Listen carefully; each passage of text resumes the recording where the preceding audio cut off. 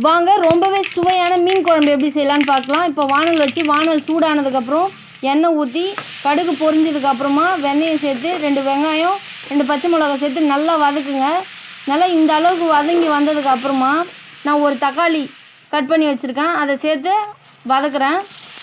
நீங்கள் புளி அதிகமாக ஊற்றுவீங்க அப்படின்னா தக்காளியை கொஞ்சம் கம்மி பண்ணிக்கோங்க. இப்போ தேவையான அளவு மஞ்சத்தூள், குழம்புக்கு தேவையான அளவு உப்பு போட்டு நல்லா வதக்குங்க. சில பேர் பூண்டு போடுவீங்க, நான் இஞ்சி பூண்டு பேஸ்ட்டு அரைச்சி போடுறேன்.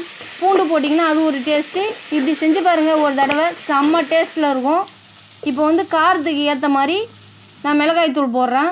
மிளகாய்த்தூளை வெங்காயம் தக்காளி வதங்கும் போதே போட்டு வதக்கிக்கிட்டீங்க அப்படின்னா அந்த மிளகாய்த்தூள் வாசம் வராமல் இருக்கும். இதுவும் ரொம்ப டேஸ்ட்டாக இருக்கும், செஞ்சு பாருங்கள் ஒரு டைம். இப்போ நான் தேவையான அளவு தண்ணி ஊற்றி தட்டு போட்டு மூடி வச்சிட்றேன்.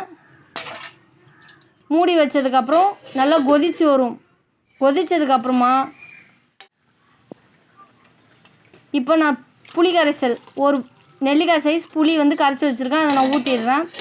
திரும்பவும் தட்டு போட்டு மூடி நல்லா குழம்பு கட்டியாக வந்ததுக்கப்புறம் உங்களுக்கு தேவையான அளவு வந்ததுக்கப்புறம் நான் இஞ்சி பூண்டு பேஸ்ட்டு, உப்பு, மஞ்சத்தூள் எல்லாம் போட்டு நல்லா கழுவி வச்சுருக்கேன். மீன் ஒரு 3 டைம் கழுவி வச்சுருக்கேன். அதை குழம்புல அப்படியே போட்டு ரொம்ப கிண்டாதீங்க. கிண்டிட்டிங்க அப்படின்னா குழம்புல இருக்கிற மீன் உடஞ்சிரும். சும்மா லைட்டாக கிண்டிட்டு 2லேருந்து 3 நிமிஷம் மூடி வச்சிங்கன்னா சூப்பரான மீன் குழம்பு நம்மளுக்கு ரெடி. இப்போ பாருங்கள், நான் எங்கள் வீட்டிலே இருக்கிற கருவேப்பிலை அது ரொம்பவே மணமாக இருக்கும், அதை போட்டு நான் திரும்பவும் மூடி வச்சிட்றேன். இப்படியே கொஞ்ச நேரம் மூடி வச்சுருங்க. பாருங்கள், நம்மளுக்கு சுவையான மீன் குழம்பு ரெடி.